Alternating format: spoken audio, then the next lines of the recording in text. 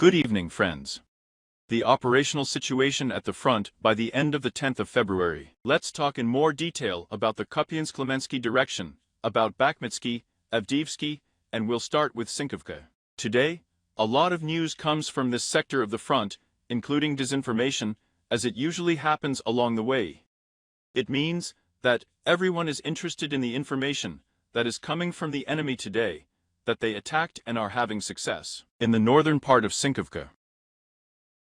So, according to the situation, this is not the first attack, of course, by Russian troops on this section of the front. And over the past two and a half months, we have been analyzing those moments that Russian troops entered the northern part of Sinkovka for those, then they were knocked out of this section. I published a video in my Telegram. It was also about a month and a half ago. But today, the enemy is taking active military actions, naturally attempts to gain a foothold in the northern part. So there are active hostilities. Here, of course, a counterattack from the IFU is expected in the near future, based on the information that is available, as it was in previous months. Therefore, there are too many reports coming from the enemy, about too much progress, I would say, in this sector of the front. A lot of things are not true.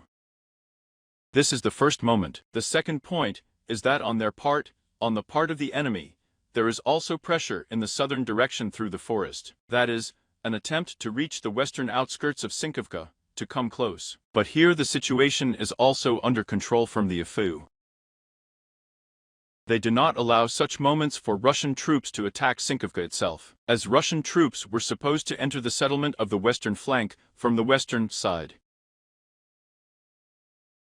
Therefore, without significant changes, the battles are within the gray zone.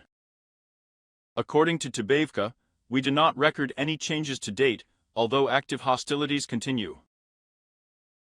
Well, today there were also comments from the IFU fighters about the situation in this sector of the front.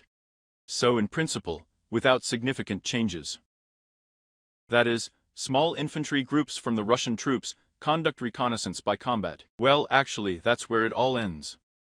Naturally, the strike we talked about is expected, because there is an accumulation of forces on the part of the Russian troops. But today we have positional fighting. Lyman direction. Novovodyano. Let's talk about this sector of the front. Footage from the enemy was published today. So there was an attack on one Bradley BMP by the enemy, and the Bradley BMP was in the zone that was previously, well, definitely under the control of Russian troops, because there were shots from probably more than 6 months ago, west of Novy Vodyan, across the river, where Russian troops were present.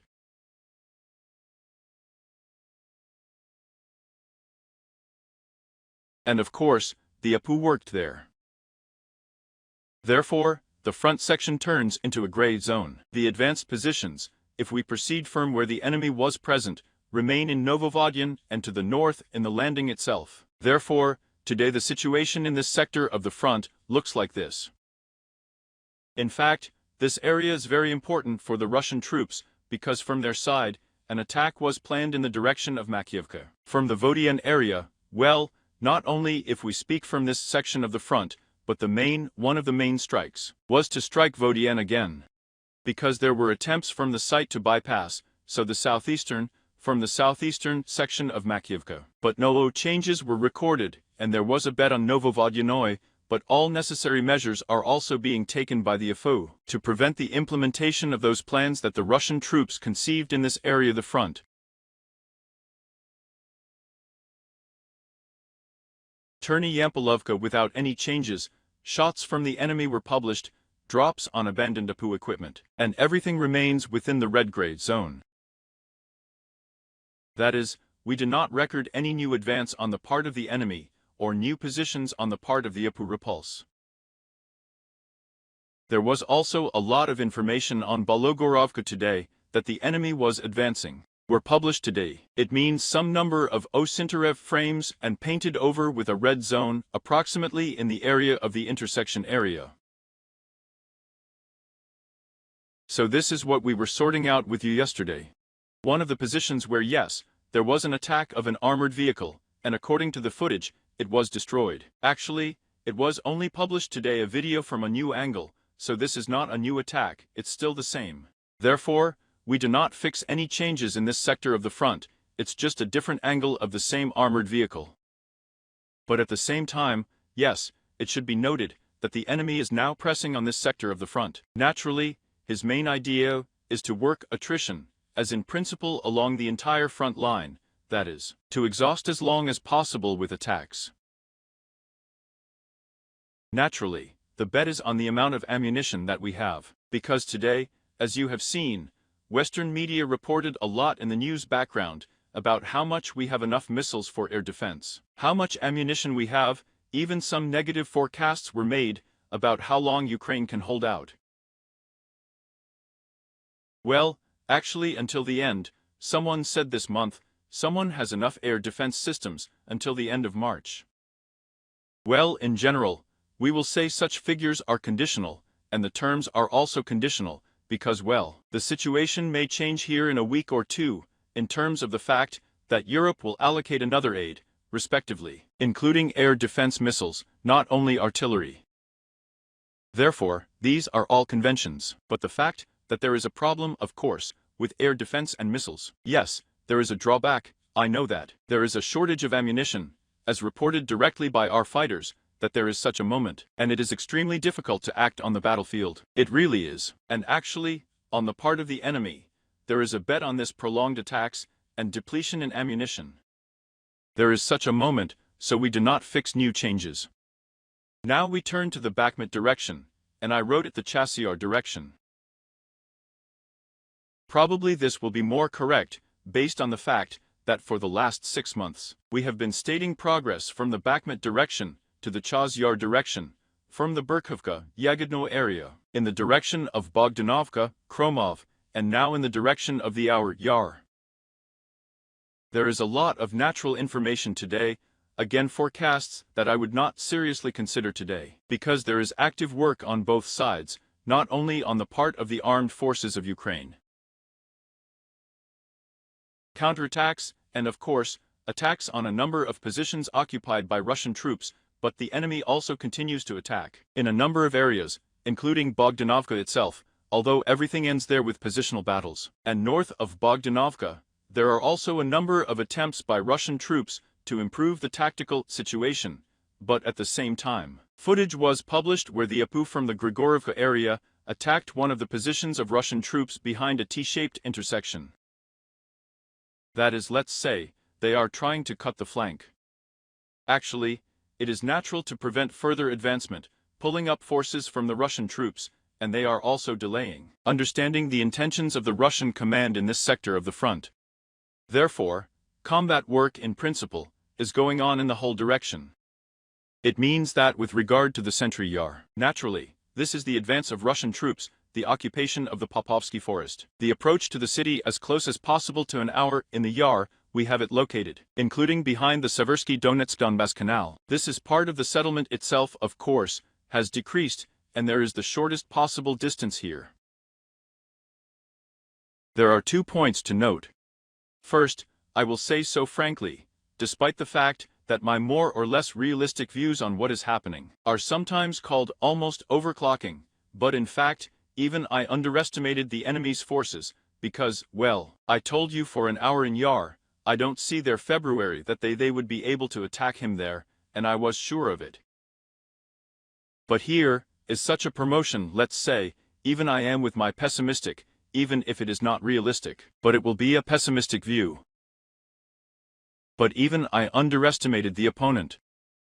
Although I tend to always overestimate, in order to be ready for anything. There is such a moment. Now the attacks are going south of Bogdanovka, that is, along the railway. Attempts are also being made by Russian troops to advance in a westerly direction, to begin to take the territory of the platform of the Valyanovka station, that is, approximately this area. It is clear that there is no large development here, but still this site is important. Why? Because if we compare it with Avdeevka, there I just commented on these small basements along the railway, which allowed the enemy to transfer infantry and accordingly then strengthen the attacks, when they attacked from Krasnokurovka to the railway. That's the danger. This is what the opponent is betting on those premises that is, to catch on where there is some kind of building. Small, ramshackle, but still, it helps to survive artillery strikes and F-drones to some extent.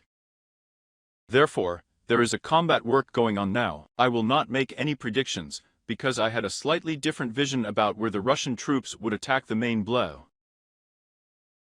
At the same time, they also transferred part of their forces to another direction, Avdeevka. So it is very difficult to predict anything now. At the same time, other forces are pulling up on Bakhmutskoye itself, from a different direction. Therefore, well, there are a number of points. In general, we do not give forecasts yet. As for Ivanovskaya, the site was asked to comment, because, for example, Russian military officers paint one of the forest belts red, which means that it is south of Ivanovsko. To all this, there are messages, there are frames, so there are attacks from the enemy. Well, if I comment briefly, the APU is not being given a full-fledged foothold now, if we are talking at Ivanovo, to the Russian troops, because the main goal is already clear to them now. If we are talking about the southern flank, it is Ivanovo. They do not allow you to gain a foothold. As for the south along the forest belt, this area is unknown, because there are no visual confirmations of drone footage over the past 48 hours. As for the positions to the north of the road section T0504, the attacks occur in small infantry groups, but these attacks are also a distraction in order to disperse our forces as much as possible in the whole area, artillery and so on and so on. Therefore, it also needs to be understood that here the enemy is already playing for a long time, as well as on the entire front, actually attrition. This needs to be understood, because many people think that once one attack was repulsed, it means there are even a dozen attacks, so everything will be fine. No, they will fart. And today there were also reports from our fighters directly from the field, from several directions that, well, actually, the enemy expects to play with these long attacks, for a long period of time, in a few months, in order to exhaust, to take a break so to speak. Just the same, due to the fact that he regularly rotates his troops and pulls up fresh reserves. There is such a moment. We do not record any changes, but active hostilities continue on Ivanovskoye itself. We turn to the Avdeevka direction.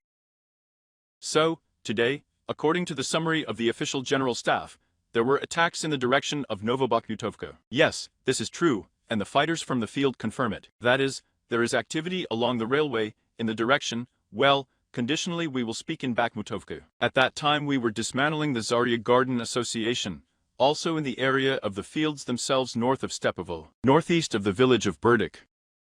But this activity has a positional character, of fighting to the outcome, because the enemy is also trying to stretch our forces as far as possible in this area, because the main fighting actions are taking place in the northern part of Avdeevka. And now let's comment on a few points. It means that there were a number of reports from the fighters themselves, that sometimes these are lost Russian soldiers wandering somewhere in the area of the Karpool, that is outside the gray zone. Sometimes, of course, the Derg breaks through somewhere, but in general, if we proceed from the messages that are there, then the enemy is actively fighting now within the gray zone. Well, as you noticed, I expanded the gray zone a little bit, including Donetsk Beach, because there are also a number of reports that they attacked in this area. We talked the day before yesterday about the fact that they are walking along the coastline of a sand quarry, and accordingly, today we have painted this area, and accordingly, red. And accordingly, today, there is also a message that there are attacks from Russian troops in this area. Therefore, the situation remains to be clarified, because it is actually the most dynamic in this area. And in general, along the northern flank, along the northern part of Avdeevka. As for the message depot and the garden association, the enemy periodically enters the garden association, according to the shots that were published in the area of Chistyakov Street. Along Chistyakov Street, which means that Russian troops rotated in one of the houses, respectively, they worked out with discharges. But there is such a moment here, that the movement as they carried out, that is in full growth, slowly. This naturally says that the gray zone is really in its classic form now, it is not controlled by anyone, that is. But they also do not allow the Russian troops to gain a foothold in this area. Nevertheless, they are pulling up forces just the same along Chistyakova Street, Donetsk Street, Vlasy Ukrainka Street, in order to attack the Garden Association right now. This site is extremely important for them. Well, and the carpool itself. At the same time, there are attacks not only in the direction of the Garden Association, but also moving south from the northern part. That is, it's along Donetsk Street, Vlasy Ukrainka, Sapranova Street all the same, and along Stepova Street. There are a number of moments of offensive actions and moments, there were a number of reports that they were advancing somewhere. But these are again small infantry groups, and now there is no information that they have advanced, well, including visual confirmation. The situation is really difficult for us today. Some sources report that, about 700 meters to the Stel, to the log complex, remains to the Russian troops. Naturally, this is one of their goals. But not only do you need to think for the route about 0542, with the intersection of Industrial Avenue. There is still one of the goals here, just to reach Industrial Avenue, that is, to complicate the supply of the south of Avdeevka, the central and southern parts as much as possible. Naturally, it is very difficult to navigate the fields now, when there are a huge number of drones, and naturally, the more open the position, the more difficult it is to move. There is such a thing. Therefore, the combat work continues. In the south of Avdeevka, there is quite high activity on the part of the enemy. A number of shots of strikes on Russian positions were published today. They remain within the red zone. Well, there are attempts on their part. So as you remember, from the area of the Tsarskaya Okhota complex, we said, they made attempts to attack in the north, even in the northeast direction, where our support points are marked. Today there was an attempt in the direction of garages and Sedov Lane. It means that an attempt was made to move in this direction, but without any changes. The attacks continue, but the enemy is not sitting still here either, that is, the combat work is quite serious. Mayday without significant changes. According to Georgievka on clarification, because I said that by the evening, I would try to get new information. There is no information right now. I think that within, probably, not even 24 hours, but 48 hours, there will be a clearer picture, because in fact, the enemy's attack vector was not alone. That is, it was not from the eastern part, to advance in the western direction of Georgievka. Naturally, what we were talking about, from Chestnut Mariinka Street, in the direction of the Garden Association, which is adjacent to Georgievka, the Yuzhno-Georgievsky headquarters is also located, but this is infantry. An infantry group attacked. There are several more attacks by Mariinka herself, in the direction of Victory, and in the direction of field reservoirs, but not the one that we said. Not only the one that we said on today's broadcast, the enemy is also betting on this area, that is, probing the defense. An attempt, I would even say, to circumvent the Victory. The fact that we once said with you a month ago that they could make such an attempt, but it's too early to talk about anything now, because active combat work is underway. On Novomikhailovka, clarifications have been added here in the locality itself. The enemy, as you remember, continues to attack, and we said yesterday that, in principle, the next few days, taking into account the fact that there was information that Russian troops pulled up some fresh reserves, naturally they will be involved now. So attacks are expected in the coming days, and by the end of February 10th, the situation for the evening it looks like this.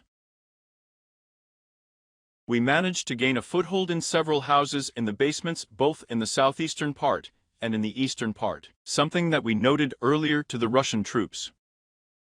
Well, and the vector of their attacks from two directions, this is conditionally speaking, the central street. But now even more, the main task is to gain a foothold in the settlement itself as much as possible, as it was conditionally in Avdeevka itself, and use the river that passes over the settlement as a natural border, in order to avoid a flank attack, to make it impossible. And accordingly, there is now a very, very serious role on this section of the front. Tactical aviation, what our fighters are complaining about now, is that the enemy's tactical aviation is working very seriously. So it's difficult. The guys are doing everything possible. Everything that is possible, and even impossible. Therefore, whatever the situation is, it's very, very complicated. This is in short.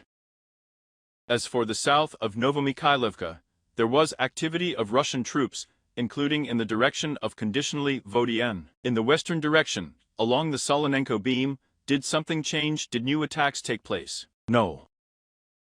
It means that we still have positional fighting, including the gray zone. But here, let's say, the main task of the enemy now is to hold the flank and not allow a flank strike. So far, there is a major role on Novomikhailivka from the southeast and east. Well, and also combat work north of Novomikhailivka at the fortifications. Where we have a number of small heights, there is a small difference, but still, these are heights. So there is also a role on them from the enemy. This is the situation we have in the South Donetsk sector of the Novomikhailivka front. We do not record any new changes in the Velikonovo-Selkovsky direction, the Ugledar and Orekhovsky sections of the front. The situation is similar to the markets. We do not fix any changes. There are a lot of messages, but the last few days, as we see, the enemy no longer reports that he will soon knock out the Apu from the settlement. Moreover, on the contrary, they complain that another bridgehead can be created based on the fact that it has not caused serious damage to the Apu, as they reported before.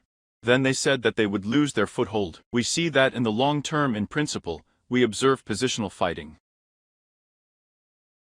Therefore, we do not fix any changes there.